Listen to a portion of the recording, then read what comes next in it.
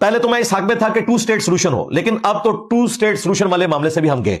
अब बेहतर यह है कि इन मुसलमानों को मुआखात की जाए, दूसरे अरब मुल्क इनको अपने मुल्कों में पनाह दें। कितने सारे फिलिस्तीनी हैं, सारे भी मिला लें 80 लाख के करीब बनते हैं, 8 मिलियन। फलस्तीन के साथ कौन सी मुवाहात करो कि निकालो उनको, यही तो ट्रंप कह रहा है, यही इंजीनियर भी कह रहा है, यही नेतन्याहू कह रहा है। क्यों हमें इंजीनियर ट्रंप और नेतन्याहू एक पेज पे मिल रहे हैं? लोग वहां पे ना ईदें मना सकते हैं, ना क्रिसमस मना सकते हैं। बुरी हालत हुई है, खुले आसमान के नीचे एक एक ब्रेड के टुकड़े को वो इस वक्त उसके मुंतजिर हैं। बच्चों की लाशों के टुकड़े जैसे ईंट के रबल्स होते हैं, इस तरह से हवा में जा रहे हैं। और ये बेगैरत आदमी, मैंने जिंदगी में पहली बार मैंने इसको गाली दी है। इससे मैं कम कुछ नहीं कह सकता कि ये बेगैरत आदमी कह रहा है कि लोग वहां से चले जाए। तुम क्यों नहीं चले जाते? मर गई है गैरत तुम्हारी कि बाकियों को भी तुम ट्रांसजेंडर कर रहे हो? ये बेगैरतों का दीन नहीं है। जाओ किसी और का कलमा पढ़ो और बताओ कि अंदर से तुम उन लोगों के हो। ये है तुम्हारी असल औकात। क्या करोगे उस दिन जब यही फलस्तीनी बच्चे हशर के दिन तुम्हें गिरबान से पकड़ के जनाब रसूलुल्लाह सल्लल्लाहु अलैहि वसल्लम के सामने लेके जाएंगे और कहेंगे कि ये वो आदमी है जिसकी 30 लाख की फॉलोइंग थी और ये उनको कह रहा था कि हमारे साथ खड़ा ना हो, बल्कि इनको घरों से निकालो, बाकी अरब मुल्क ले ले।